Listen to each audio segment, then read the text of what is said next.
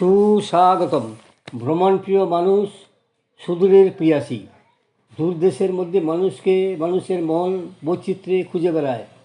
এই বিচিত্র খুঁজতে গিয়েই মানুষ অজানাকে চায়, অদেখাকে দেখতে চায়। এ অজানার আগ্রহে মানুষ চলে যায় প্রকৃতি অবারিত মুক্তাঙ্গনে।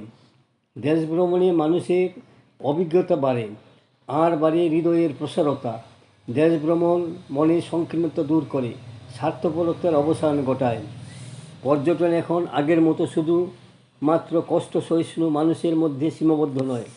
ব্যাপক সংখ্যায় সাধারণ মানুষ পথের নেশায় ঘর ছেড়ে বেরিয়ে পড়ছে বলেই পর্যটন আজ এক শিল্প হিসাবে যথেষ্ট খ্যাতি লাভ করেছে।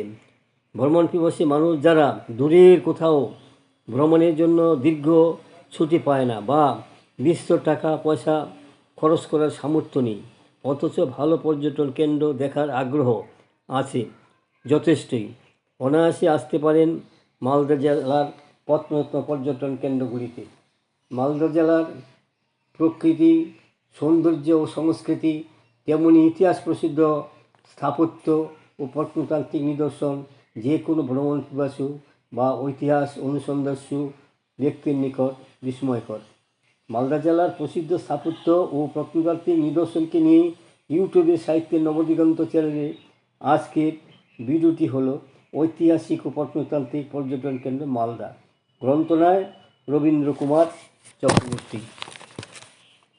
পর্যটন মানচিত্রে মালদা একটি বিখ্যাত জেলা। মালদা জেলার প্রাকৃতিক সৌন্দর্য এবং তার সংস্কৃতি, তেমনি ইতিহাস প্রসিদ্ধ স্থাপত্য ও প্রত্নতান্ত্রিক নিদর্শন যে কোনো ভ্রমণ পিপাসু বা ইতিহাস অনুসন্ধানস্য ব্যক্তির নিকট বিস্ময়কর। মালদহের বিশ্ববন্দিত মুখরোচক আমসত্ত্ব, আচার, জ্যাম, জেলি ও মোরব্বা এবং বিখ্যাত মিষ্টি, রসকদম্ব, কনসার্ট এবং বাঁশ ও বেতের সামগ্রী আপনার নিকট উন্মুক্ত। মালদহের গম্ভীরা গান আপনার মনকে এমনভাবে স্পর্শ করবে যে আপনিও হয়ে যেতে পারেন একজন সমঝদার শ্রোতা। ঐতিহাসিক ও প্রত্নতাত্ত্বিক ঐতিহ্য সমন্বিত পর্যটন ক্ষেত্র, দৃশ্য পর্যটন, প্রকৃতি পরিবেশ রোমাঞ্চ পর্যটন, প্রকৃতির উদার সান্নিধ্যের সুযোগ গ্রহণ করুন। একবার আসুন মালদহে। মালদহ থেকে গৌড় ও পান্ডুয়া বেরিয়ে নেওয়া যাক। মালদহ থেকে ফরাক্কামুখী পথে পিয়াজবাড়ি, এখান থেকে ডান হাতে বেশ কয়েক মাইল জুড়ে গৌড়ের রাজধানী ধ্বংসাবশেষ। মালদহ শহর থেকে টাঙ্গা বা ট্যাক্সি নিয়ে গৌড়ে বেরিয়ে নেওয়া যাক। 1120 খ্রিস্টাব্দে রামপালের মৃত্যুতে গৌড় বুদ্ধরাজ থেকে হিন্দুরাজে সেন বংশের হাতে আসে। বল্লাল সেনের রাজত্বকালে গৌড়ের প্রশস্তি নিয়ে সারা বিশ্বজুড়ে খ্যাতি অর্জন করে। 2002 খ্রিস্টাব্দে রাজা লক্ষণ সেনের আমলে গৌড় বখতিয়ার খিলজির দখলে যায়। হিন্দুরাজ লোপ পায়, নবাবী শাসন চালু হয়। গৌড়ে 1575 সালে ইহা দেখতে পাওয়া যায়। নবাবী শাসনকালে গৌড়ে গড়ে ওঠে ঐতিহাসিক মসজিদ, কারুকার্যপূর্ণ ইমারতগুলি। কিন্তু কালের বিবর্তনে প্লেগ ও মহামারীতে গৌড়ের অনেক অতীত বিনষ্ট হয়ে যায়। প্রাচীন বঙ্গের বহু ছোট জনপদ ধীরে ধীরে নদী কেন্দ্রিকভাবে গড়ে উঠেছিল। তার মধ্যে বিশেষ খ্যাতি লাভ করে মালদহ জেলার গৌড় ও পান্ডুয়া। দুটি সুবিখ্যাত জনপদই আজ বাংলার ইতিহাসে স্থান করে নিয়েছে। আদি বাংলার মালদা আজকের মালদা জেলার গৌড় পরবর্তী সময়ে স্বল্প দিনের রাজধানী হিসাবে পরিচিত হয় পান্ডুয়া। আজ ইতিহাসে দুটো স্থানই স্থাপত্যের চিহ্নে পাণ্ডু হয়ে আছে। কতিপয় গ্রাম্য মানুষ তার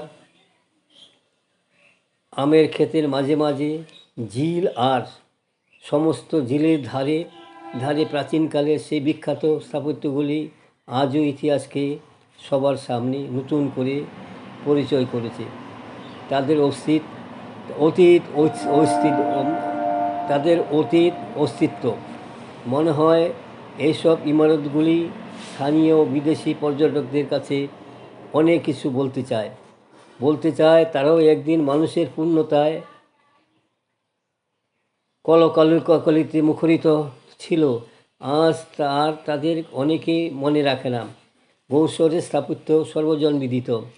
এই প্রাচীন নগরীতে তার সুউচ্চ প্রকার শহর নকশা এবং বেশ কিছু ভালো স্থাপত্যের জন্য বিখ্যাত। 1539 খ্রিস্টাব্দে শেরশাহ গৌড় আক্রমণ করে এই সমৃদ্ধ নগরীকে ধ্বংস করেন। যদিও এই নগরে অনেকখানি কালের নিয়মেও কিছু লোকের স্বার্থপরতায় নষ্টপ্রায়, তথাপি কিছু স্থাপত্য এবং দুর্গের ধ্বংসাবশেষের মহিমা এখনও বজায় রেখে চলেছে। তার মধ্যে উল্লেখযোগ্য স্থাপত্যগুলি হল সুলতান নসরত শাহ কর্তৃক নির্মিত গৌড়ের সর্বাপেক্ষা বৃহৎ স্থাপত্য বারোদুয়ারি বা বড়দোনা মসজিদ, দাখিল দরজা ও সালামি দরজা আনুমানিক 15 শতাব্দীতে এটি নির্মিত হয়েছিল। এই স্থাপত্যের মূল আকর্ষণ হল উচ্চতা, ছোট ছোট লাখৌরি ইটের সুন্দর অলঙ্করণ ও সজ্জা। ফিরোজ মিনার গৌড়ের অন্যতম আকর্ষণ। কলকাতার শহীদ মিনারের মতো দেখতে লাল পোড়ামাটির ইটে তৈরি। মিনারটার উপর উল্টে গৌড় নগরীর পুরোটাই দেখা যায়। উপরে ওঠার জন্য ভিতরে গোলাকার সিঁড়ি আছে। এই মিনারটির নির্মাণকার নাম নিয়ে বেশ কিছু দ্বন্দ্ব রয়েছে, তবে ঐতিহাসিক ফাল্গুসন সুলতান শামসুদ্দিন ফিরোজ শাহের দ্বারা নির্মিত বলেই চিহ্নিত করেছেন। আনুমানিক 1486 খ্রিস্টাব্দে এটি নির্মাণ করেছিলেন। এটির উচ্চতা 84 ফুট। দিল্লির কুতুব মিনারের মতো এই মিনারটি জয়লাভের স্মৃতির স্বার্থে নির্মিত হয়েছিল। হযরত মুহাম্মদের চরণচিহ্ন সম্বলিত পবিত্র কদম রসুল গৌড়ের অন্যতম গুরুত্বপূর্ণ স্থাপত্য। নসরত শাহ এটি নির্মাণ করেছিলেন 1531 খ্রিস্টাব্দে। লুকোচুরি দরজাটির স্থাপত্য অনেকটা দিল্লির দরজার মতো। বাংলা বিহারের সুবেদার শাহ সুজার আগমনকে স্মরণীয় করে রাখতে নবাব সুজা 1655 খ্রিস্টাব্দে দোতলা এই সুদৃশ্য দরজাটি তৈরি করেন। সেই দরজা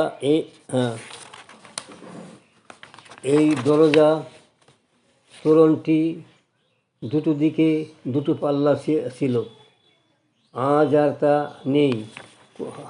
কালে অবশেষে সমস্ত হারিয়ে গেছে। এই সময় গৌড় বাংলার রাজধানী ছিল রাজমহল। এই দরজাকে শাহী দরজায় বলা হতো। এর দৈর্ঘ্য ছিল 65 ফুট এবং প্রস্থ ছিল 42 ফুট।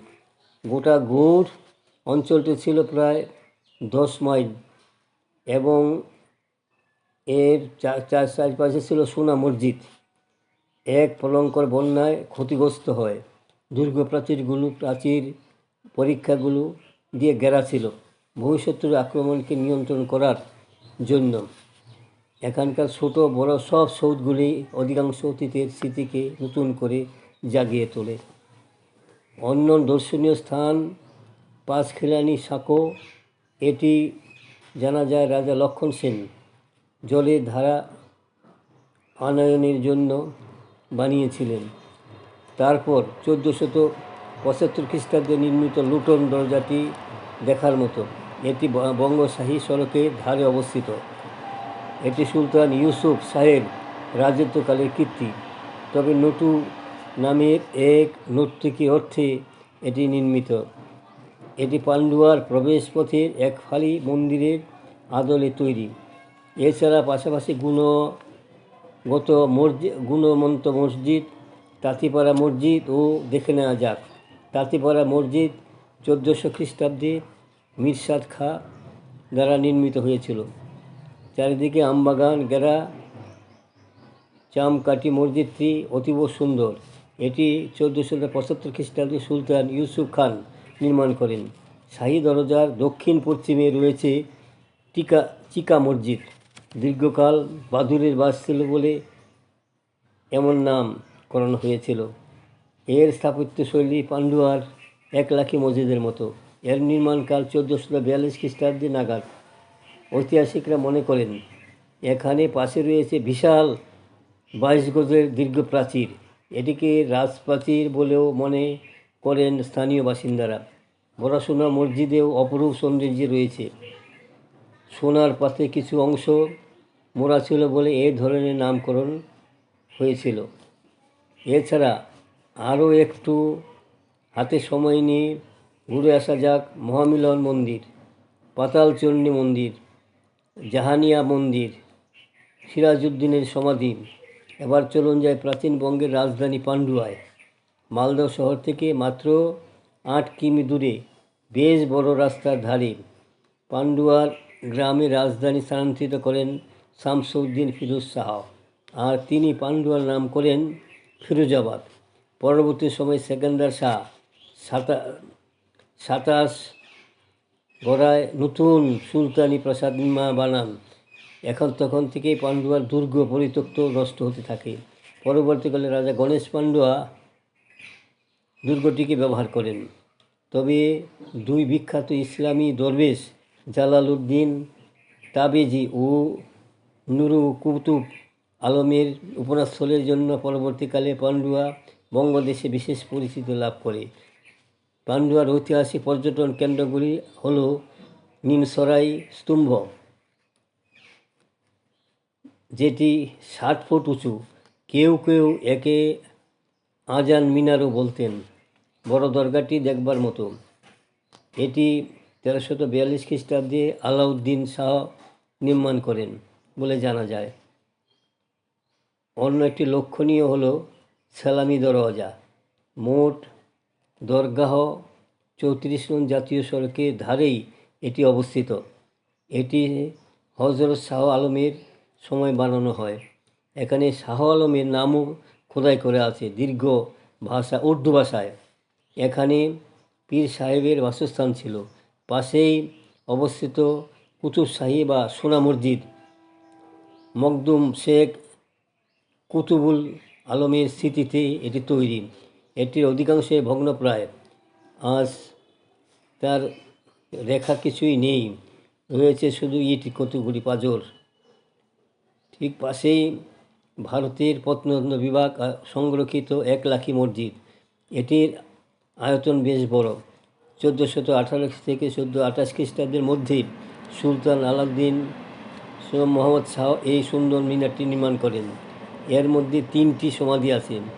পিতা, পত্নী ও পুত্রের সমাধি বলেই ঐতিহাসিকরা মনে করেন। স্থানীয় মানুষের নামানুযায়ী গোল গোল হলেও তৈরিতে সেই যুগে প্রায় 1 লাখ টাকা খরচ হয়েছিল বলে অনুমান। এটির কারুকার্য হিন্দু দেবদেবীর ভগ্নমূর্তি দেখা যায়। তাই মন্দির ভেঙে বানানো বলে ঐতিহাসিকদের মত। 34 নং জাতীয় সড়ক ধরে আপনার জন্য অপেক্ষা করছে পান্ডুয়া সর্বাধিক চর্চিত সৌধ আদিনা মসজিদ।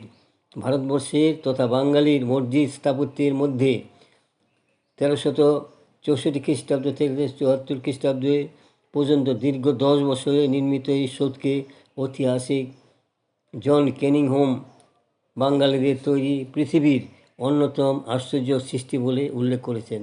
কেনিংহোমের মতে এটি সুলতান সেকান্দার শাহের দ্বারা নির্মিত। গঠনশৈলীতে বুদ্ধ স্থাপত্য চোখে পড়ে বলে কেউ কেউ মনে করে থাকেন।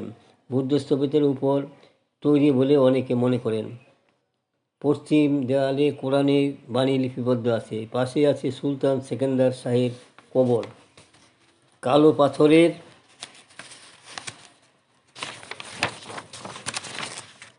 তৈরি খিলানগুলি বহু অতীত সময়কে আজও চিহ্নিত করতে চায়। এগুলি আজও প্রমাণ করে চতুর্দশ শতকের বাংলার ভাস্কর্য স্থাপত্যের কতখানি উন্নত ছিল। এখানে প্রয়োগপ্যান্ডেলের শেষে পাথরের কুমিরটির বিশাল ধর ও মুখ দেখে অনেকেই বেশ বিস্মিত হন। দোতলায় শৈলীযুক্ত প্যালপিটে বসে পীর সাহেব মসজিদের উদ্দেশ্যে ধর্মোপদেশ বিতরণ করতেন। উত্তর পশ্চিমে খিলানযুক্ত দেয়াল ছাদটি ভেঙে গেছে। বহু অর্থ ব্যয় তৎকালীন এই মসজিদ নির্মাণ এবং শৈল্পিক সত্তার নির্মাণশৈলীতে সার্থক হয়েছিল এই মসজিদটি। মালদার আরেকটি গুরুত্বপূর্ণ জেলা হলো রামকেলি মেলা। এই সারা বাংলা তথা পূর্ব ভারতের বহু পর্যটক এখানে আসেন। কথিত আছে চৈতন্যদেব বৃন্দাবন যাত্রার আগে 1513 খ্রিস্টাব্দে রামকেলি গ্রামে কয়েকদিনের জন্য অবস্থান করেছিলেন। চৈতন্যদেবের অবস্থানকে কেন্দ্র করে রামকেলি গ্রাম চৈতন্য স্মরণ উৎসব হয়। উৎসবটি প্রতি বছর জ্যৈষ্ঠ মাসের সংক্রান্তি দিন থেকে শুরু করে 5 দিনে অনুষ্ঠিত হয়। এটিকে রামকেলি মেলা বলা হয়। 500 বছরের প্রাচীন এই মেলা সাধারণত পর্যটক ছাড়াও এখানে প্রধানত বৈষ্ণব বাউলের সমাবেশ ঘটে। বন্ধুগণ, আমার সংক্ষিপ্ত ভিডিও এখানে শেষ হলো। যদি আপনাদের মনে পড়ে সাবস্ক্রাইব, শেয়ার এবং লাইক করতে ভুলবেন না যেন।